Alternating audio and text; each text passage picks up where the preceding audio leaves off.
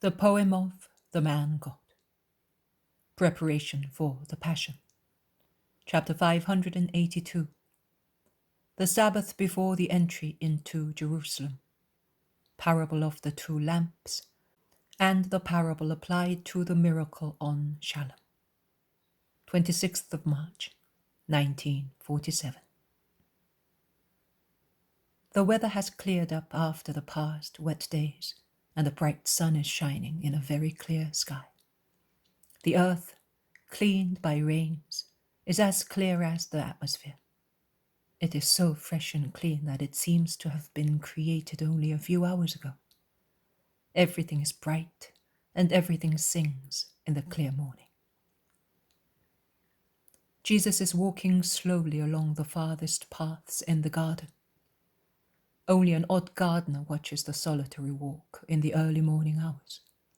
But no one disturbs the master. On the contrary, they withdraw silently to leave him alone.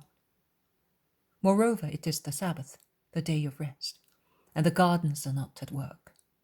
But through a habit as long as their lives, they are out, watching plants, beehives, flowers, for which there is no Sabbath, and which smell, rustle and buzz in the sunshine and in the April breeze.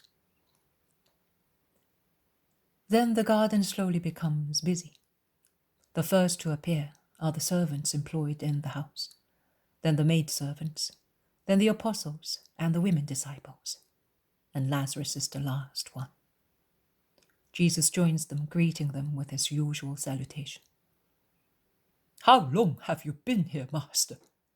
asks Lazarus, shaking some dewdrops off Jesus' hair. "Since dawn.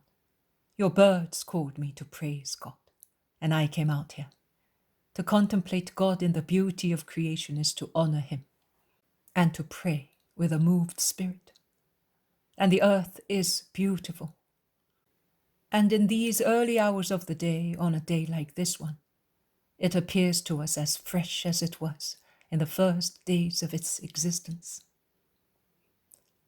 Real Passover weather, and it has improved.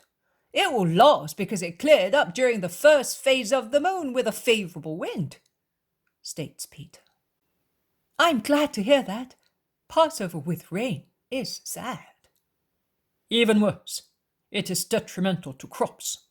The corn needs sunshine now that harvest time is approaching," says Bartholomew. "I am happy to be here at peace. This is the Sabbath, and nobody will come. There will be no strangers among us," says Andrew. "You are wrong. There is a guest, a young guest. He is still sleeping, Master.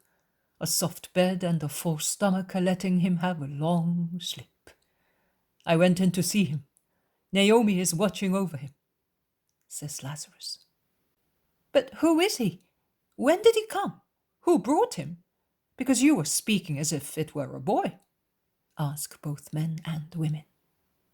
"It is a boy, a poor boy. His grief brought him here. He was over there, clinging to the bars of the gate and looking at the house, and the master brought him in." "We knew nothing about it. Why?" "Because the child was in need of peace," replies Jesus, and his countenance is absorbed in deep thought as he concludes. "And in Lazarus' house they know how to be silent." A servant comes to tell Martha something and then withdraws, but comes back soon with other servants, carrying trays with jugs of milk, cups and bread with butter and honey. They all help themselves, sitting on the seats scattered here and there. Then they wish to gather once again round the master, and they ask him to tell them a parable, a beautiful parable, they say, as serene as this day of Nisan. "I will not tell you one, but two. Listen. A man one day decided to light 2 lamps to honor the Lord on a feast day. So he took 2 vases of the same size. He put in each the same quantity and quality of oil, identical wicks, and he lit them at the same hour, so that they might pray while he worked, as he was allowed. After some time he went back, and he saw that one lamp was burning brightly, whereas the other had only a very tiny flame, that hardly gave any light in the corner where the two lamps were burning. The man thought that the wick was perhaps faulty. He examined it. No, it was all right. But it would not burn so merrily as the other lamp, the flame of which fluttered like a tongue and seemed to whisper words. So merry it was, and it blazed so excitedly that it even had a light murmur.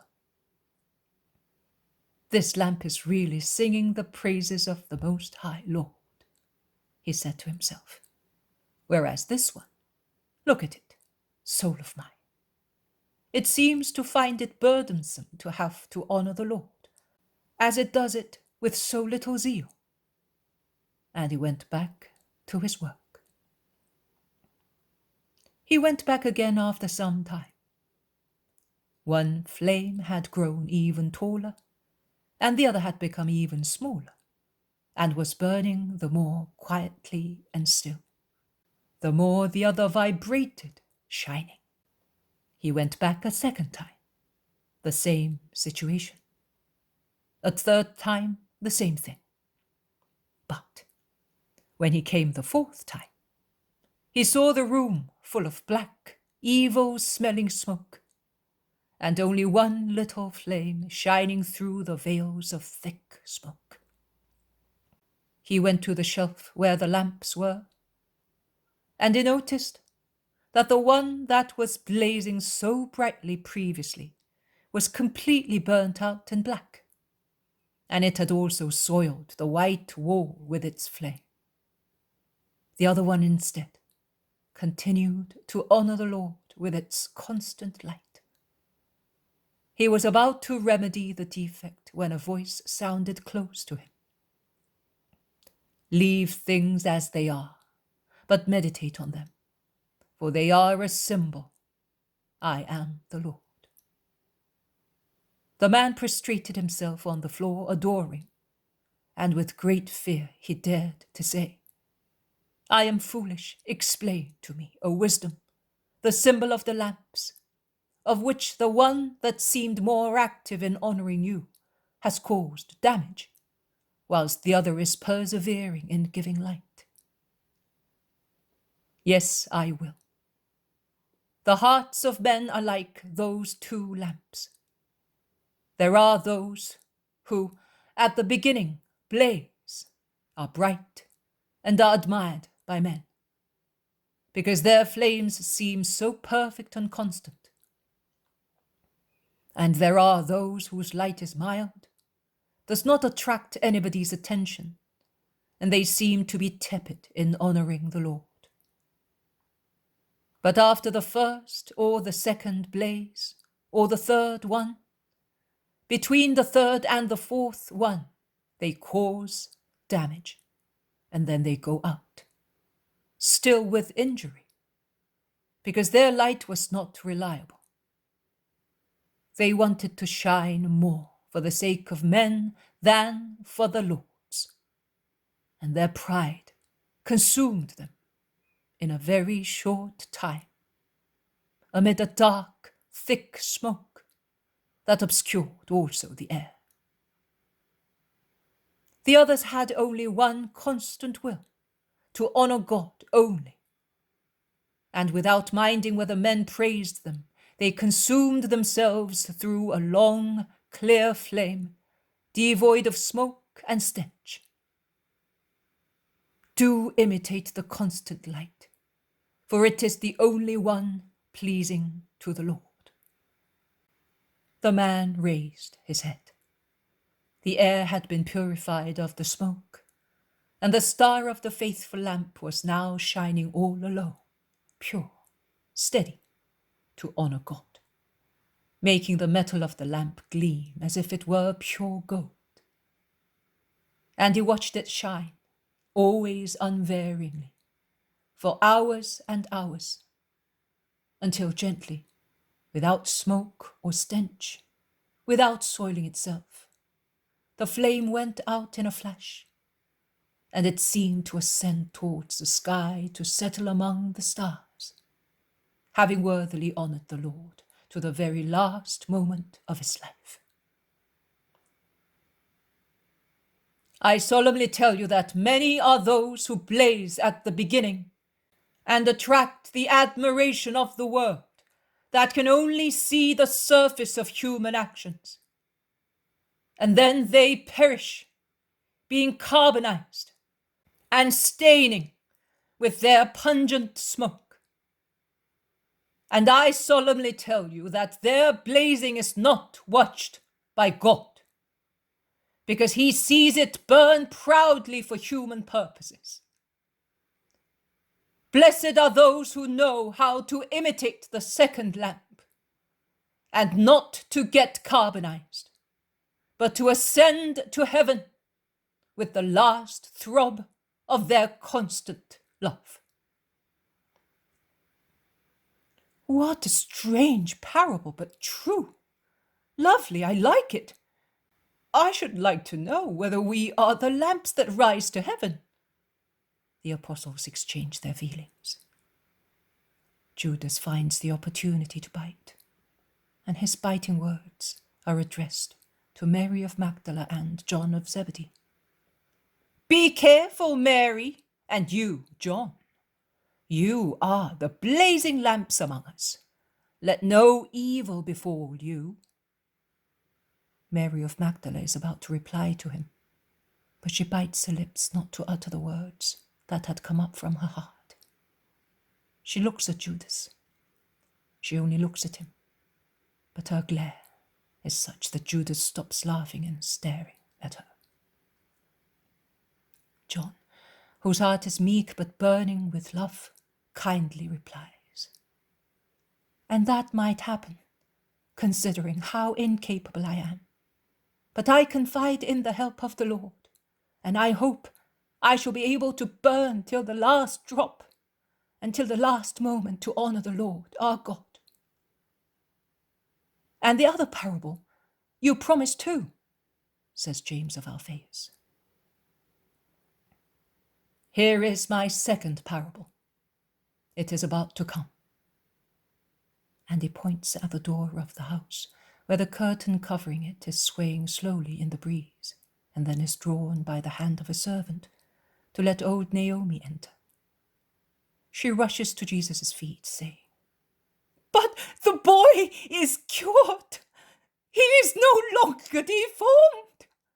You cured him during the night. He had waked up, and I was preparing the bath to wash him before putting on him the tunic and garment I had sewn during the night, using a tunic cast off by Lazarus. But when I said to him, Come, child, and I removed the blankets, I saw that his little body, so misshapen yesterday, was no longer so. And I shouted. Sarah and Marcella rushed in, but they did not even know that the boy was sleeping in my bed, and I left them there, and I ran here to tell you. Everybody's curiosity is roused. Questions, anxiety to see. Jesus calms the whispering with a gesture. He says to Naomi, Go back to the boy, wash him, dress him, and bring him here to me. He then addresses his disciples. Here is the second parable, and it could be entitled, True Justice Takes No Vengeance and Makes No Distinction. A man, nay, the man, the Son of Man, has friends and enemies. Few friends, many enemies. And he is aware of the hatred of his enemies, and knows their thoughts and wills. that will not hesitate in front of any action, no matter how horrible it may be. And in that respect they are stronger than his friends, in whom dismay or disappointment or excess of confidence act as battering rams that shatter their fortress to pieces. This Son of Man with many enemies, and who is reproached for many things that are not true, yesterday met a poor boy, the most desolate of all children, the son of one of his enemies. And the boy was deformed and crippled, and asked for a strange grace, to die. Everybody asks honors and joy, health and life of the Son of Man. This poor boy asked to die in order not to suffer any longer. He has already experienced all the sorrows of the flesh and of the heart, because the man who procreated him and who hates me without any reason also hates the unhappy, innocent wretch whom he generated. And I cured him so that he may no longer suffer, and in addition to physical health, he may achieve spiritual salvation. Also his young soul is diseased. The hatred of his father and the mockery of men have injured it and deprived it of love. He is left with faith only in heaven and in the Son of Man, and he asks them to let him die. Here he is. Now you will hear him speak. The boy, tidy and clean in the new white woolen tunic that Naomi made for him quickly during the night, comes forward, held by the hand by the old nurse. He is small, although, not being any longer bent and lame, he looks taller than he did yesterday. His face is irregular and somewhat flabby, typical of a child whom sorrow has made prematurely adult. But he is no longer deformed. His bare feet walk steadily on the floor with a step that no longer has the halting of lame people, and his shoulders, although very thin, are straight. His slender neck overhangs them and looks long as compared with yesterday, when it was sunken between his asymmetric clavicles. But this is the son of Annas of Nahum. What a wasted miracle! Do you think that by doing so you will make friends with his father and Nahum? You will make them more resentful, because they were only looking forward to the death of this boy, the offspring of an unfortunate marriage, exclaims Judas of Kerioth. I do not work miracles to make friends, but out of pity for people and to honor my Father. I never make differences or calculations when I bend pitifully over human miseries. I do not revenge myself on those who persecute me. Nahum will consider your action a revenge. I knew nothing about this boy. I do not even know his name. They call him Methuselah or Methusalem out of contempt. My mother called me Shalem. She loved me. She was not bad like you and like those who hate me, says the boy, his eyes shining with the light of impotent wrath that men and animals have when they have been tormented too long. Come here, Shalem, here with me. Are you happy that you are cured? Yes, but I preferred to die. I shall not be loved just the same. It would have been beautiful if my mother still lived. But thus, I shall always be unhappy. He is right. We met this boy yesterday. He asked us whether you were at Bethany, at Lazarus's. We wanted to give him some alms because we thought that he was a beggar, but he did not want any. He was at the edge of a field, says the zealot. Did you not know him either? That is strange, says Judas of Kerioth. It is even more strange that you know such things so well. Are you forgetting that I was among persecuted people, and then among lepers, until I came with the Master? And are you forgetting that I am a friend of Nahum's, who is Anas's trustee? I never hid that from you. Well, that does not matter. What matters is to know what we are now going to do with this child. His father does not love him, that is true, but he always has rights over him. We cannot take his son away from him, thus, without telling him. We must be careful and not upset them, since they seem to be more unfavorably disposed towards us, says Nathanael. Judas breaks into a sarcastic laugh, but gives no explanation of his laughing. Jesus, who has taken the boy between his knees, says slowly, I will face Nahum. I shall not be hated more because of this. His hatred cannot increase. It is not possible. It is always complete. Annalea, who has never spoken, all engrossed in thoughts that make her happy, says, If I had stayed here, I would have liked to have him with me. I am young, but I have the heart of a mother. Are you going away? When? Asked the women. Soon. For good? And where are you going? Out of Judea? Yes, far, very far, for good. And I am so happy. Other women will be able to do what you cannot do if his father hands him over to us. I will tell Nahum, if you wish so. He is the one who matters, more than the boy's father.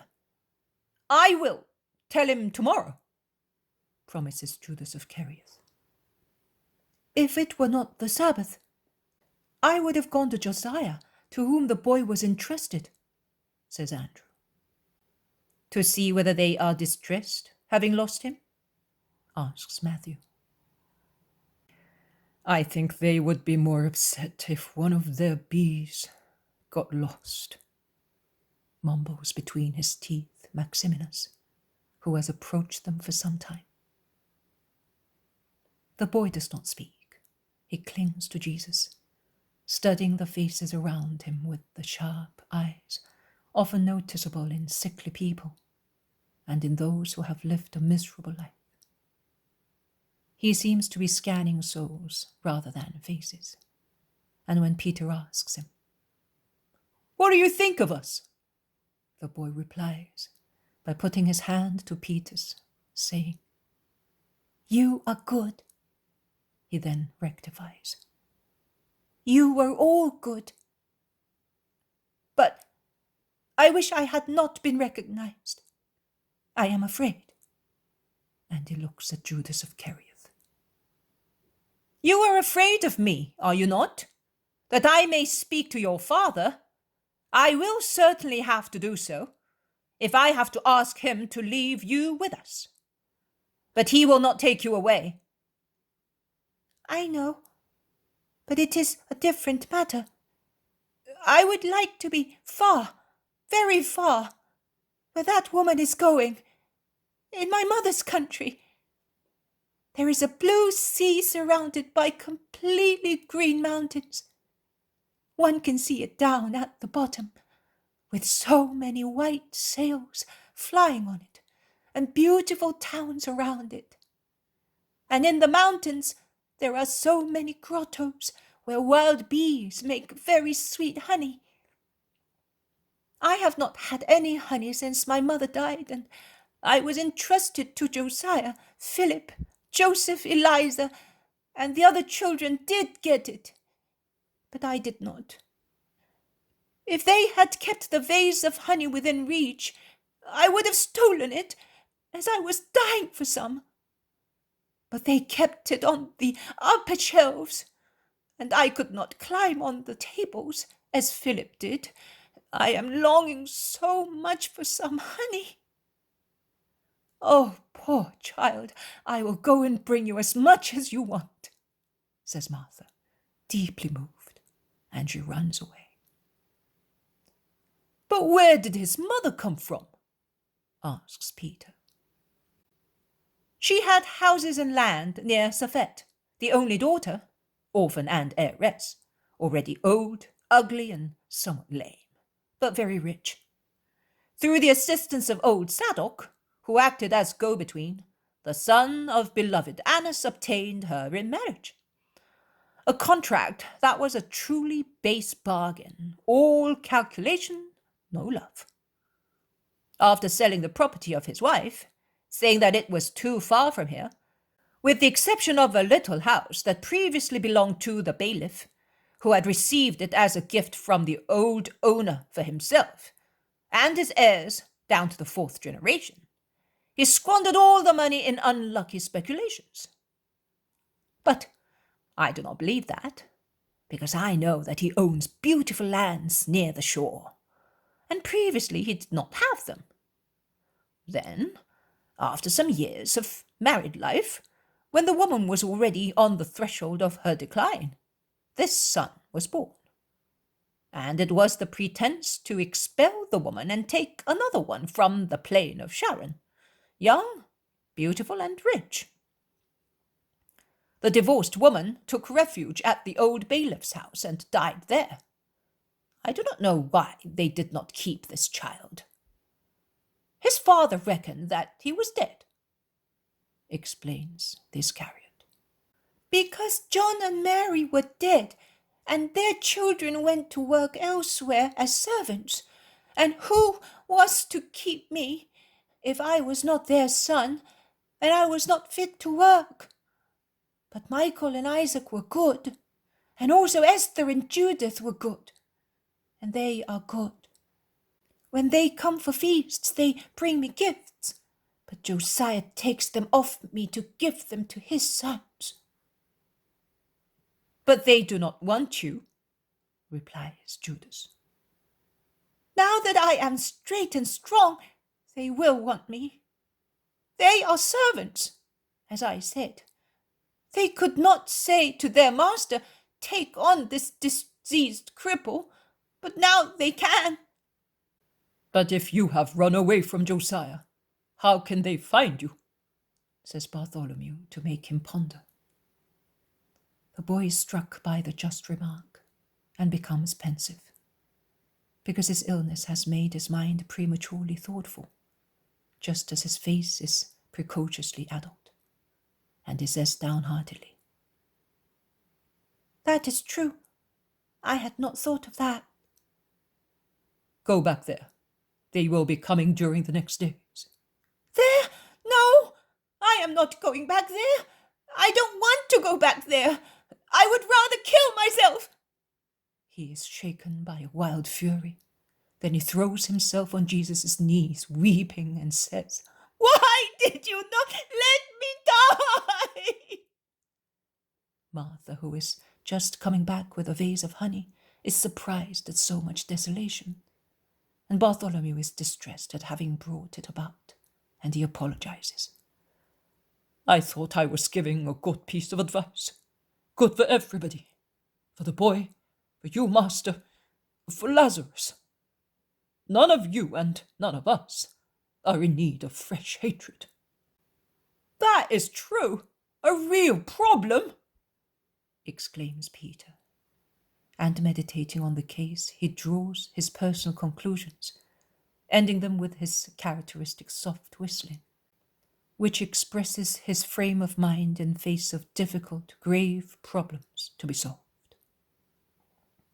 Some make this, some that proposal, to go to Nahum, to go to Josiah, and tell him to send Michael and Isaac to Lazarus, or elsewhere, wherever the boy will be, because it is wise not to have Lazarus hated, more than he already is hated, because of his friendship with Jesus. Not to mention anything to anybody and make the boy disappear by entrusting him to some reliable disciple. Judas of Kerioth does not speak. Nay, he does not seem to be interested in the discussion. He toys with the tassel of his tunic, combing and ruffling them with his fingers. Jesus does not speak either. He calms and caresses the boy, and he raises the boy's head, putting the vase of honey in his hands. Shalem is a boy, a poor 10-year-old boy who has always suffered, but he's always a boy, even if sorrow has matured him. And upon seeing such a treasure of honey, his last tears change into ecstatic astonishment. Raising his eyes, his only beauty, so brown, large, and intelligent as they are, and looking alternately at Jesus and Martha, he asks, "How much may I take? One of these spoons, or two?" And he points at the round silver spoon that he slowly dips into the blonde honey. "As much as you want, my boy, as much as you like. You will take the rest later, tomorrow. It's all yours," says Martha, caressing him. "Oh, my! Oh, I have never had so much honey! Oh, mine! Oh!" And he gratefully presses the vase to his chest, as if it were a treasure. But he then realizes that rather than the vase, it is the love with which it is offered that is precious. And he lays the little vase on Jesus' knees, and he lifts his arms as he wants to embrace the neck of Martha, who is bent over him, and kiss her. It is all that his gratitude, all that he can give, a helpless wretch who has nothing to give. The others stop making plans to watch the scene, and Peter says, "This child is even more unhappy than Marciam, who at least had the love of his grandfather and of the other peasants. It is true that there are always sorrows greater than the ones we have considered very great." Yes, the abyss of human sorrow has not yet been fathomed. I wonder how many secrets it still conceals, and how many will it still conceal in future ages, says Bartholomew pensively. "Then you have no faith in the gospel. Do you not think that it will change the world? It is stated by the prophets, and the Master repeats it. You are skeptical, Bartholomew," says the Iscariot, with a slight touch of irony. The zealot replies to him, "I do not see in what Bartholomew's incredulity consists.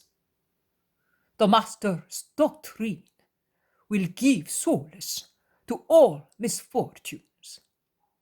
It will even modify the cruelty of customs and habits. But it will not eliminate sorrow. It will make it bearable through the divine promises of future joys. In order to abolish sorrow, or at least great part of sorrow. Because diseases, deaths, and natural cataclysms would still remain. It would be necessary for all men to have the heart that the Christ has. But the Iscariot interrupts him, saying, that in fact must happen.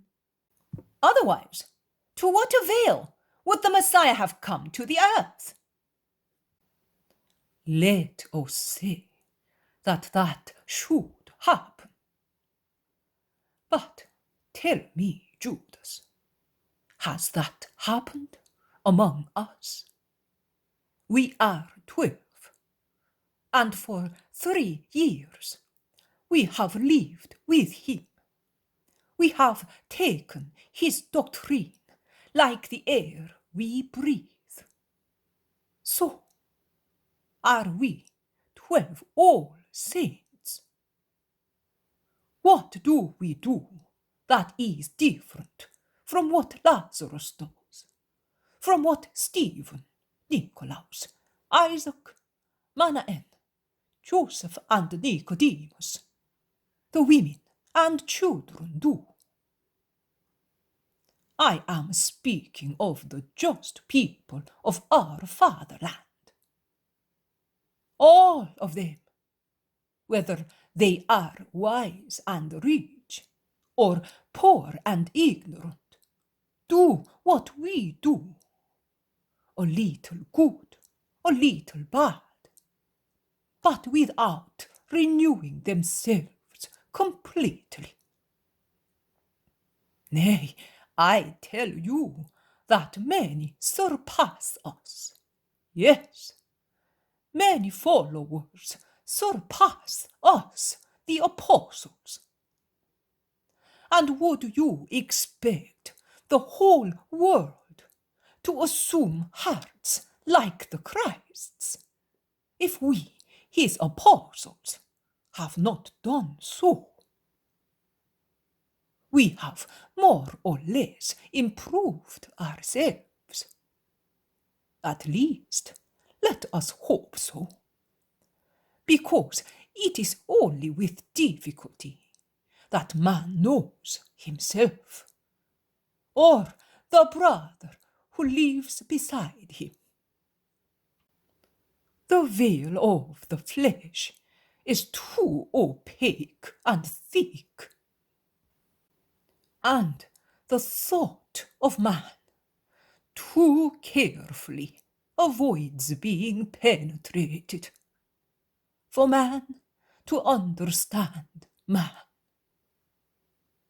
Whether we examine ourselves or other people, we always remain at the surface, both when we examine ourselves, because we do not want to hurt our pride or suffer feeling that we must change, and when we examine other people, because our pride of examiners makes us unjust judges, and the pride of the person we scrutinize closes him, as an oyster closes its valves, with regard to what is inside him,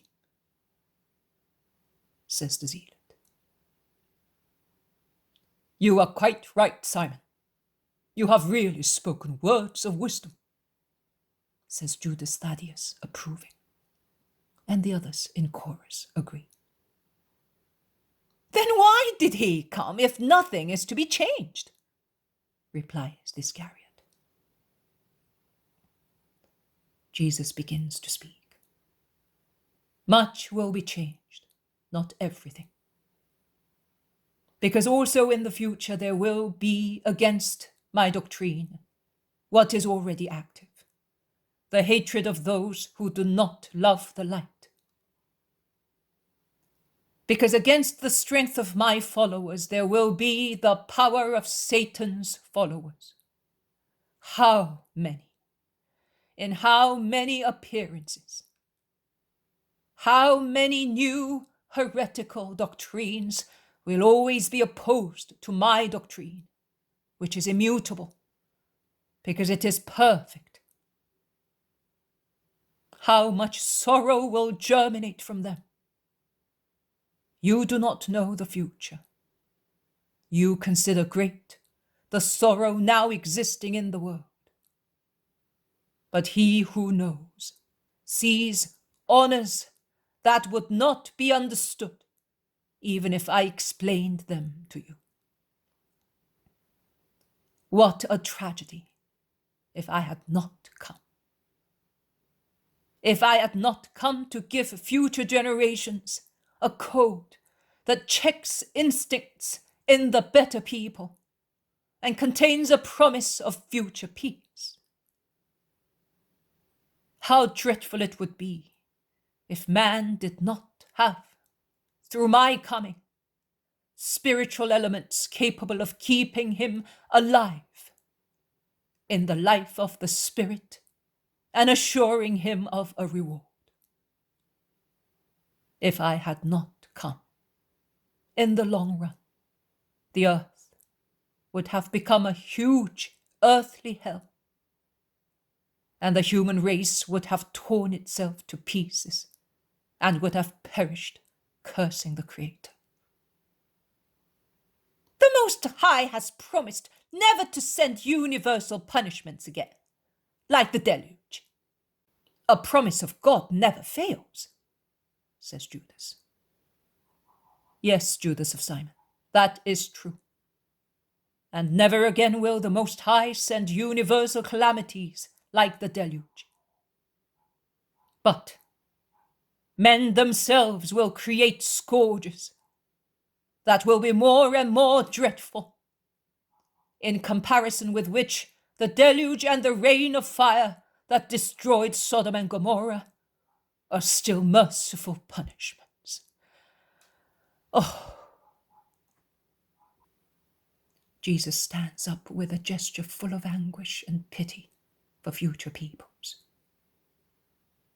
All right, you know. But in the meantime, what are we going to do for him?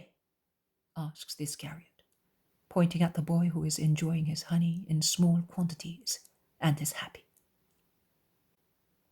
Each day has enough trouble of its own. Tomorrow will tell. It is vain to worry about tomorrow if we do not even know who will be alive tomorrow. I am not of your opinion, and I say that we ought to know where we shall go to stay, where we shall consume the supper, so many things. If we go on waiting, the town will be full up, and where shall we go? Not to Gethsemane, not to Joseph of Cephras, not to Johannes, not to Nike's, not to Lazarus's. Where then? Where the Father will prepare a shelter for his word. Do you think that I want to know in order to report it? You say so. I have not said anything. Come, Shalem. My mother knows about you, but she has not yet seen you. Come, and I will take you to her. But is your mother not well? Asks Thomas. No, she's praying. She's in great need of prayer. Yes, she is suffering bitterly. She weeps very much, and Mary has nothing but prayer to console her.